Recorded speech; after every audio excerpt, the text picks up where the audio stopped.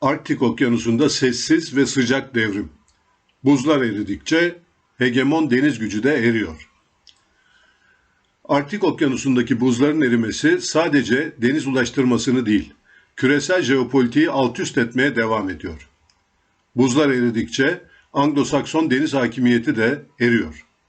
Bu kapsamda dünya deniz ticareti için kilometre taşı olacak yeni bir gelişme 25 Eylül 2024 günü Arktik Okyanusu'nda Rusya kontrolündeki Kuzey Deniz Yolu üzerinde gerçekleşti. Arktik Kuzey rotasında bir ilk. Panama bayraklı buz sınıfı olmayan ve 5000 konteyner taşıyan 294 metre uzunluğundaki Flying Fish 1 isimli Panamax sınıfı konteyner gemisi Rusya St. Petersburg'dan hareketinden 3 haftadan kısa bir süre sonra 25 Eylül 2024 günü Çin, Şangay'a vardı. 8.000 millik bu sefer sırasında gemi sürekli olarak ortalama 16 mil süratini korudu ve en önemlisi Rusya'ya ait buz kıran gemisine ihtiyaç duymadı. Baltık'tan Kuzey Denizi'ne çıkan ve sırasıyla Barents, Kara, Laptev, Doğu Sibirya, Çukçi ve Bering denizlerini aşarak gerçekleşen bu seyir için en kritik iki gelişme şüphesiz Rusya'nın 2022 sonunda Kuzey Deniz Yolu'nun yıl boyu buz sınıfı gemilerin seyrine açık olduğunu ve 2023'ten itibaren de buz sınıfı olmayan gemilere 1 Temmuz 15 Kasım arasında geçiş izninin verilmiş olmasıdır. Flying Fish 1 gemisi bu izni 20 Mayıs 2024 tarihinde almıştı. Tarihte bu suları kullanarak geçiş yapan ilk konteyner gemisi Dünya Konteyner Devi Maersk firmasına ait Venta Maersk isimli 45 bin tonluk konteyner gemisiydi. Gemi Pasifik'te Vladivostok'tan yüklediği konteynerleri Kuzey Deniz Yolu üzerinden 28 Eylül 2018 tarihinde bir ay içinde Baltık'ta St. Petersburg'a getirmişti. Enerji ulaşımında Kuzey Deniz Yolu. Konteyner dünyasında bunlar yaşanmışken 27 Ocak 2021 günü Çin Jiangsu'dan kalkan Rus Ark 7 sınıfı Christophe de Margerie isimli LNG tankeri yani sıvılaştırılmış doğalgaz gemisi Kuzey Deniz Yolu üzerinden 2400 millik yolculuk ile 11 gün sonra 8 Şubat 2021 tarihinde Rusya'nın Arktik Karadeniz'indeki Sabetta limanında tamamladı. Aynı gemi 2022 Mayıs ayında aynı rotayı Buzkıran refakatinde doğu yönünde kullanmıştı. Kış şartlarında Şubat ayında sürekli karanlıkta büyük bir bölümü Buzkıran refakati olmadan yapılan bu geçiş Süveyş kanalı yoluyla yapılacak seyahatten 36 gün kısa sürmüştü. Rusya bu seyirle bölgede neredeyse 12 ayın 10 ayında geçiş yapılabileceğini ispat etmişti. En önemlisi Rusya'nın 4 metrelik buzları kırabilecek yetenekte dünyanın en büyük ve en güçlü nükleer buz kırıcı gemilerine sahipliği. Bölgede kendi yetki alanları içinde tekel kurmasına neden oluyor. Bu tip gemiler 200 bin tonluk süper tankerlerin geçişine yetecek genişlikte buz kırabilecek özellikte. Kısalan notalar. 25 Eylül'de Şangay'a varan Flying Fish 1 eğer Süveyş kanalını kullansaydı 12 bin mil kat edecek ve sefer 2 hafta daha uzun sürecekti. Diğer yandan İsrail-Hamas savaşı üzerinden ortaya çıkan Husi saldırıları nedeniyle Bab-el-Mendeb Boğazı ve Süveyş kanalını kullanamayan pek çok gemi 2023 Kasım ayından bu yana Ümitburnu'nu dolaşarak bu seferi gerçekleştiriyor. Bu da yaklaşık 16 bin mil sürüyor. Dolayısıyla Kuzey Deniz Yolu tasarruf ettiği 8 bin mil ile mevcut operatörler için işletim masraflarını Ümitburnu rotasına göre yarı yarıya azaltan bir çözüm sunuyor. Düzenli hatlara geçiş. Artık Çin ve Rusya arasında mevsimlik sabit hatlar kurulmaya başlandı. 2023 yılının yaz aylarında da bu rotadan 170 bin tonluk Capesize dökme yük gemisi Jingo ile çok sayıda Suezmax ham petrol tankeri geçmişti. Bu sınıfı olmayan tankerlerle ard arda yapılan 14 taşıma ile Rusya, Çin'e 1,5 milyon varil petrol göndermişti. Petrol, savaş zamanı kapanacak Malakka Boğazı nedeniyle Çin'in en çok ihtiyaç duyacağı stratejik malzeme. Rusya sadece boru hatları veya tren taşımacılığı ile değil, zor zamanında Çin'e en çok ihtiyacı duyacağı petrolü Arktik üzerinden göndereceğini ispat ediyor. 2023 yılında Rosatom yetkisi altında faaliyet gösteren Kuzey Denizi yolunda 36 milyon ton yük taşındı. Dolar ve donanma gücü. Kuzey Denizi yolunda ortaya çıkan durum Anglo-Sakson deniz jeopolitiği için bir kabus. Zira Kuzey Denizi yolu Amerikan savaş gemilerinin kontrol edemediği kalıcı bir deniz ulaştırma rotasına dönüşüyor. Amerika Birleşik Devletleri dolar gücünü donanması ile idame ediyordu. Donanma Kuzey Denizi yolu alanında yetersiz. Ayrıca donanması küçülmenin ötesinde zayıfladı. Halbuki CIA organı Stratfor'un kurucusu stratejist George Friedman, Amerikan gücünün sorgulanmadığı 2010'larda yazdığı Gelecek Yüzyıl ve Gelecek 10 Yıl kitaplarında ne diyordu? Amerikan gücünün temeli okyanuslar. Okyanuslara egemen olması diğer devletlerin Amerika Birleşik Devletleri'ne saldırmasını önlüyor.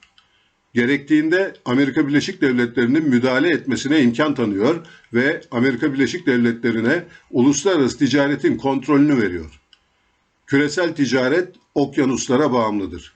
Okyanusları kim kontrol ediyorsa küresel ticareti de o kontrol eder. Amerika Birleşik Devletleri tüm okyanusları kontrol etmektedir. Tarihte hiçbir güç bunu yapamamıştır. Bu kontrol sadece Amerika Birleşik Devletleri güvenliğinin temeli değil, aynı zamanda uluslararası sisteme şekil verme gücünün temelini oluşturur. Eğer Amerika Birleşik Devletleri onay vermezse hiç kimse denizlerde hiçbir yere gidemez. Günün sonunda dünya okyanuslarının kontrolünü sürdürmek Amerika Birleşik Devletleri için en önemli jeopolitik bir hedeftir. Artık bu durum değişti. Amerika Birleşik Devletleri'nin dolar ve donanma gücü hegemonyanın hakimiyetine artık yetmiyor.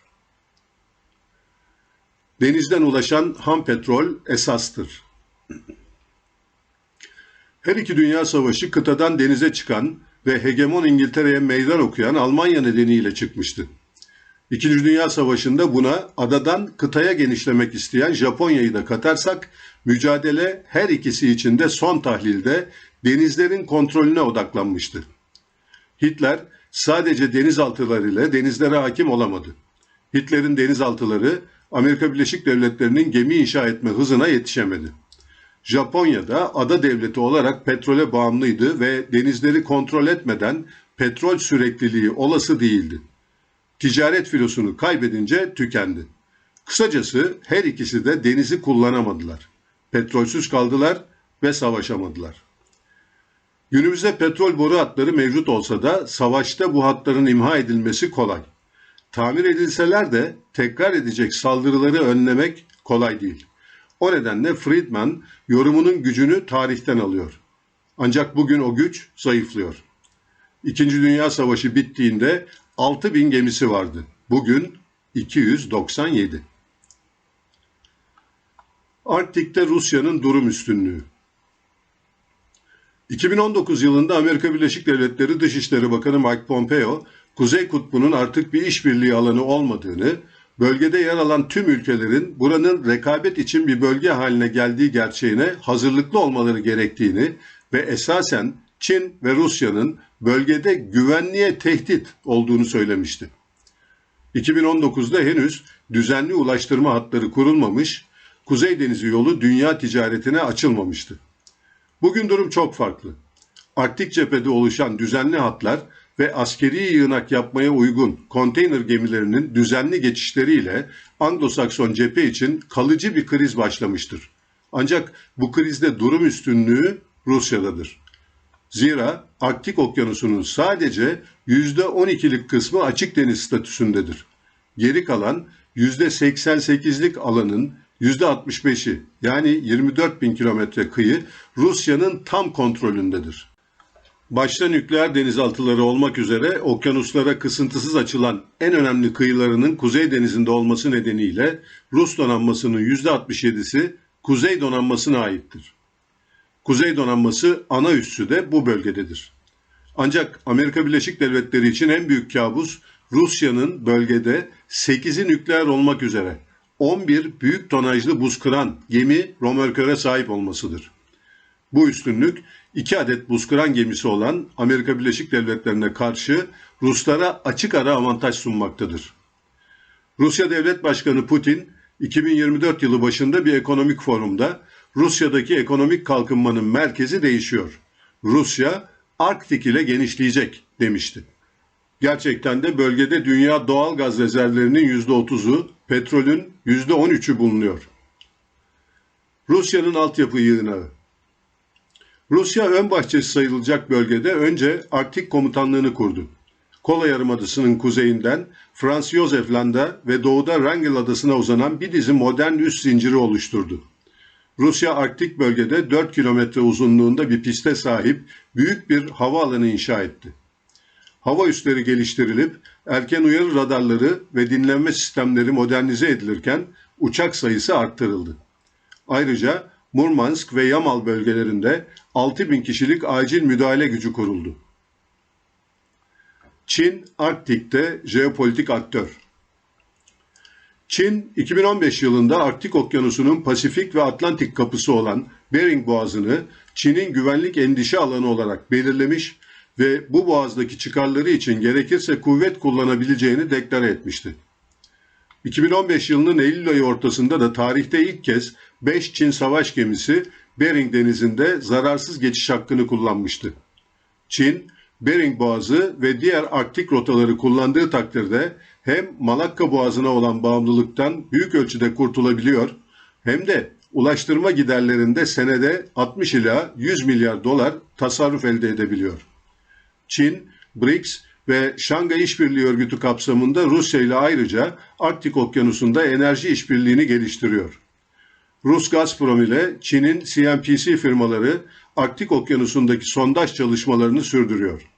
Çin'in asıl amacı bölgeyi Buz İpek Yolu, Polar Silk Road adı altında kuşak ve yol girişimine dahil edebilmek. Rusya-Ukrayna savaşından sonra Çin'in Arktik bölgede Rusya ile işbirliği hızla gelişti. Örneğin bu yılın Temmuz ayında Alaska kıyılarında Rus ve Çin bombardıman uçakları ortaklaşa devriye faaliyeti icra ettiler.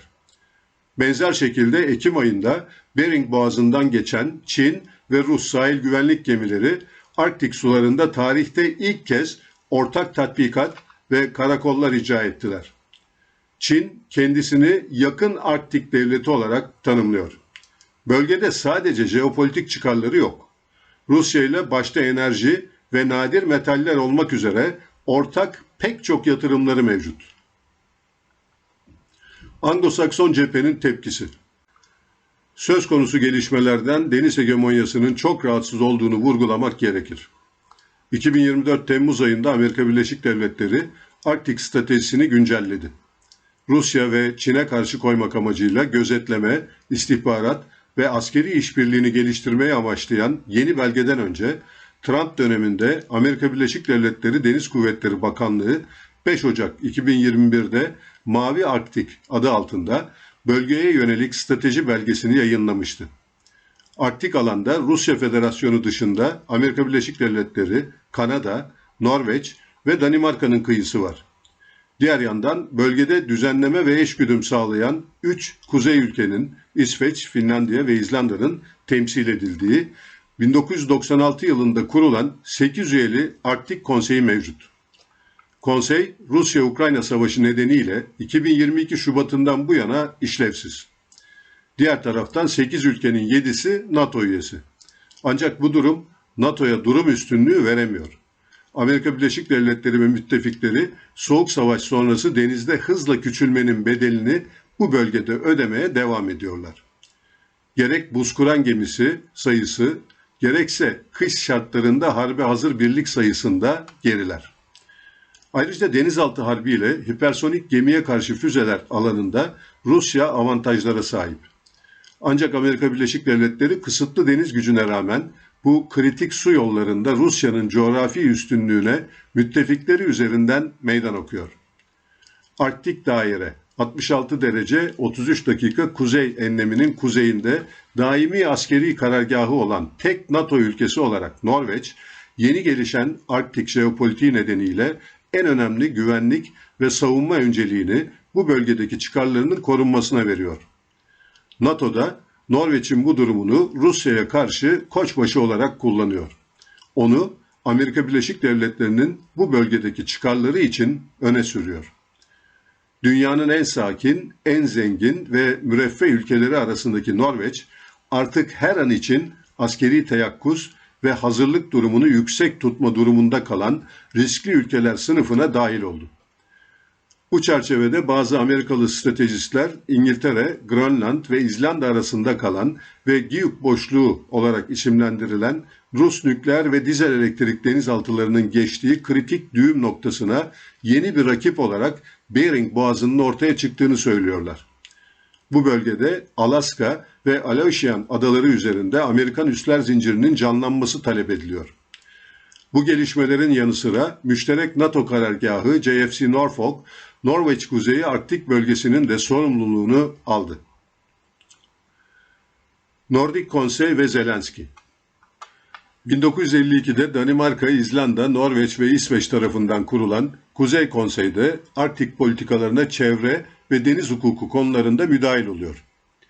27 Ekim 2024 tarihinde başlayan Arktik'te barış ve güvenlik üzerine odaklanan 4 günlük toplantıda konsey, Rusya ve Çin'den gelen güvenlik endişelerine ve algılanan tehditlere öncelik verirken, toplantıya Zelenski'yi davet ederek jeopolitik alana da geçmiş oldu. Türkiye dersleri. Şüphesiz 21. yüzyılın en önemli gelişmelerinden birisi Amerikan hegemonyası gerilerken Arktik Deniz Yolu'nun açılmasıdır. Türkiye bu bölgede ne kadar aktif? Her ne kadar tersanelerimiz Arktik bölgedeki gelişmeleri takip ederek bazı girişimlerde bulunuyorsa da deniz ticaret filomuz bu alanda aktif değildir. Anglo-Sakson dünyanın deniz hakimiyetinin sona yaklaştığı veya en azından güçlü bir Asya küresel güney karşı dengesinin oluştuğu bu konjonktürde yeni fırsat alanları değerlendirilmelidir. Ticaret filosunun en azından bazı girişimci tersanecilerimiz gibi Arktik politikası oluşturması gerekir. Zira bu yol gelecekte sağlayacağı kısa ulaşım koridoru etkinliğiyle pek çok işletmecinin yer kapmaya çalışacağı bir alan olacaktır. Türkiye-Rusya ilişkileri, NATO üyeliğimize ve Ukrayna Savaşı'nın baskılarına rağmen pek çok alanda gelişirken, Arktik rotada ortaya çıkan fırsatlar gözden kaçırılmamalıdır. Akdeniz'de gaz ve petrol arama ve çıkarmamıza izin vermeyen Amerika Birleşik Devletleri ve Avrupa Birliği nedeniyle Ankara, kuş uçuşu 4600 mil uzağımızdaki Somali'de boy gösterirken, 3000 kilometre kuzeyimizdeki Kuzey Denizi yolunda da varlık göstermelidir. Mersin Akkuyu'da nükleer reaktör inşa eden Rosatom'un aynı zamanda Kuzey Denizi Yolu İşletme Otoritesi olduğunu hatırlatarak, Kuzey Denizi Yolu ulaştırma rotasında Rusya ile ikili anlaşmaların ve altyapı yatırım ortaklıklarına başlamak 21. yüzyılın kalan çeyreklerine hazırlanmak için önemlidir. Armatörlerimiz de yükselen bu fırsatı değerlendirerek bu sınıfı gemilere sahip olarak bu hatta yavaş da olsa bayrak göstermelidir. Cem Gürdeniz. Rehberimiz ufuklara koşuyoruz. Yüreğimiz bayrak açtı. Ya